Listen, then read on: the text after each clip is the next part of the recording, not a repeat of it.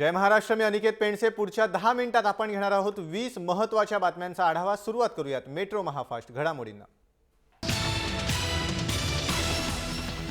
नवी मुंबईच्या भाजप आमदार मंदा म्हात्रे यांनी दादागिरी सुरू केली आहे. तीही नवी मुंबई महापालिकेचे कर्तव्यदक्ष आयुक्त तुकाराम मुंढे यांच्यावर. नवी मुंबईतल्या गावठाणातील बेकायदा बांधकामांवर कारवाई केली तर खबरदार, अन्यथा येत्या पावसाळी अधिवेशनात पालिका आयुक्त तुकाराम मुंढे यांच्या विरोधात हक्कभंग दाखल करू असा इशाराच आमदार मंदा म्हात्रेंनी दिलाय. त्यामुळे नवी मुंबईत नव्या वादाला तोंड फुटलंय.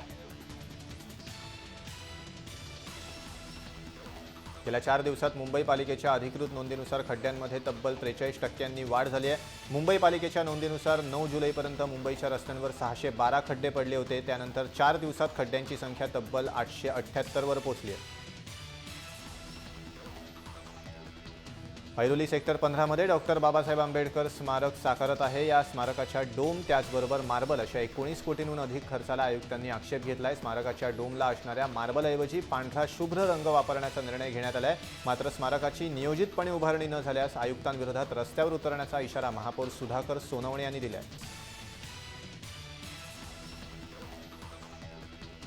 नवी मुंबई पालिका आयुक्त तुकाराम मुंढे यांनी अनावश्यक खर्चावर निर्बंध आणलेत. मोरबे धरणावर उभारण्यात येणारा वादग्रस्त सौर ऊर्जा प्रकल्प रद्द करण्यात आलाय. त्यामुळे पालिकेचे 163 कोटी रुपये वाचलेत.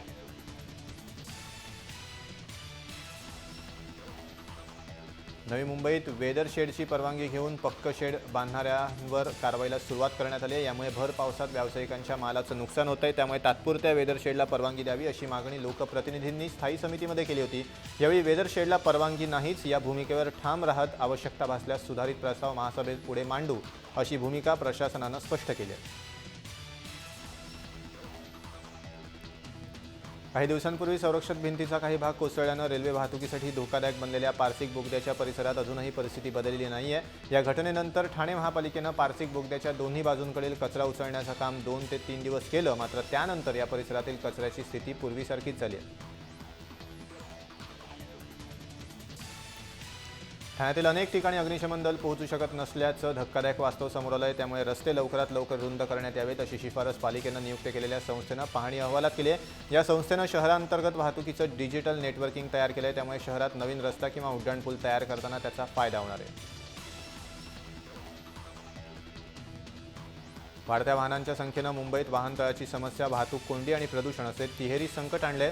त्यामुळे सायकल टू वर्कला प्रोत्साहन देण्यासाठी मुंबईत प्रथमच विनामूल्य सायकल पार्किंग उपलब्ध करून देण्याची अभिनव योजना मुंबई महापालिकेने आणली आहे. पहिल्या प्रयोगात कुलाबा, चर्चगेट, फोर्ट या विभागातील 47 वाहनतळांवर एकूण 470 सायकलींच्या पार्किंगची सोय असेल.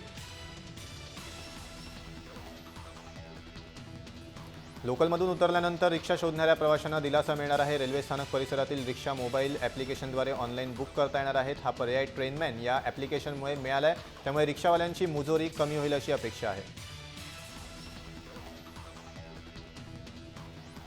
रेल्वेतर्फे मुंबई सेंट्रल स्टेशनवर सुरू करण्यात आलेल्या सर्वप्रथम मोफत वायफाय सेवेचा विस्तार आणखी 15 स्टेशन्सवर करण्यात येणार आहे. 15 ऑगस्टचा मुहूर्त साधून रेल टेल कॉर्पोरेशन आणि गुगलतर्फे ही सेवा देण्यात येणार आहे. त्यामध्ये मुलुंड, डोंबिवली, बदलापूर, बेलापूर, चेंबूर, चर्चगेट, दादर, वांद्रे, अंधेरी, बोरिवली आणि विरार स्टेशनचा समावेश आहे. मुंबईत रंगांधळेपण असलेल्या 198 चालकांना एसटी महामंडळाकडून अपात्र ठरवण्यात आलं होतं. मात्र ते अनुवांशिक असल्यानं वाहन चालकांचा काही दोष नसल्याचं पुढे आलंय. याबाबत येत्या अर्थसंकल्पीय अधिवेशनात परिवहन मंत्री दिवाकर रावते यांनी चालकांना सेवेत सामावून घेण्याचं आश्वासन दिलं होतं. याविषयी लवकरच निर्णय होईल अशी माहिती एसटी महामंडळाकडून देण्यात आली.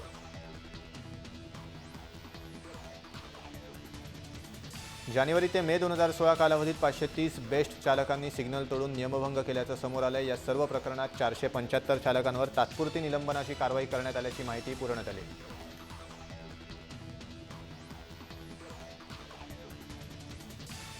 मुंबई पालिका शाळांमधील पटसंख्या वाढवण्याच्या मोहिमेला शिक्षण खातंच हरताळ फासत असल्याचं उजेडात आलंय. मुंबईतल्या 4 विभागातील 20 शाळांमध्ये तब्बल 150 शिक्षकांची अद्याप नियुक्ती झालेली नाहीये. याचा परिणाम पटसंख्येवर होत असून शाळांमध्ये शिक्षकच नसल्यानं विद्यार्थ्यांची संख्याही कमी होऊ लागली. शालेय पोषण आहार, शाळांची मान्यता आणि थकीत वेतनेतर अनुदान यासारख्या अनेक प्रलंबित मागण्यांसाठी खासगी शाळांनी शुक्रवारपासून पुकारलेलं बेमुदत शाळा बंद आंदोलन गुरुवारी अखेर मागे घेण्यात आलंय. शिक्षण मंत्री विनोद तावडे यांच्याबरोबर झालेल्या बैठकीनंतर आंदोलन मागे घेण्यात आल्याची घोषणा महाराष्ट्र राज्य शिक्षण बचाव कृती समितीतर्फे करण्यात आली. शाळा व्यवस्थापन आणि पालकांच्या लढाईत विद्यार्थ्यांचं शैक्षणिक नुकसान होता कामा नये असं मत मुंबई उच्च न्यायालयानं आज व्यक्त केलं आहे। जादा शुल्क आकारणीबद्दल विचारणा केल्यानं शाळेतून काढून टाकलेल्या विद्यार्थ्याला तातडीनं अन्य शाळेत प्रवेश देण्याचे आदेशही न्यायालयानं दिले।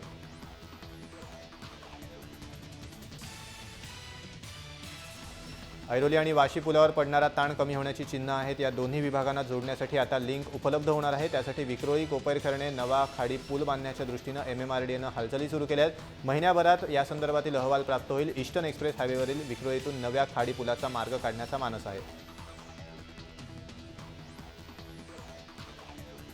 विद्यार्थ्यांकडून वायफाय सेवेसाठी आकारलेल्या जादा फीमुळे मुंबईतील नामांकित जय हिंद कॉलेज प्रशासन अडचणीत आले। या प्रकरणी कॉलेजनं कॅपिटेशन फी ॲक्टचं उल्लंघन केल्यानं उच्च शिक्षण सहसंचालकांनी प्राचार्यांना कारणे दाखवा नोटीस बजावली आहे। या नोटीसीला आता उत्तर देणं कॉलेज प्रशासनाला बंधनकारक आहे। 11वीच्या विद्यार्थ्यांना ऑनलाईन अर्ज भरण्यासाठी 20 जुलैनंतर आणखी एक संधी मिळण्याची शक्यता आहे। ऑनलाईन प्रवेश प्रक्रियेत चुकीचे अर्ज भरलेले किंवा अर्ज भरून यादीत नाव आल्यानंतर प्रवेश न घेतलेल्या विद्यार्थ्यांना आणखी एक संधी देण्याचा विचार सुरू आहे। उपसंचालक कार्यालयातील सूत्रांनी ही माहिती दिली आहे। मुंबईतील अनेक कॉलेजांनी 11वी प्रवेशाचा ऑफलाईन गोंधळ सुरू केल्याच्या बऱ्याच तक्रारी पुढे आल्या। त्याची गंभीर दखल घेत शिक्षण उपसंचालकांनी भरारी पथकांच्या नेमणुका केल्यात। या पथकांनी कॉलेजांना भेटी देण्यास सुरुवात केली असून 2 दिवसात जवळपास 50 कॉलेजांना या पथकांनी भेटी दिल्या।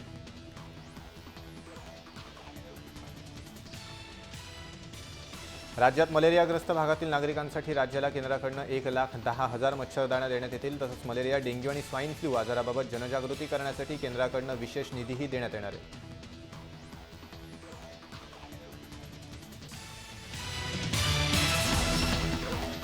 या बातमीसह मेट्रो महाफास्टमध्ये वेळ झाली इथेच थांबण्याची। ताज्या अपडेटसाठी तुम्ही पाहत राहा जय महाराष्ट्र, थेट अचूक बिनधास्त।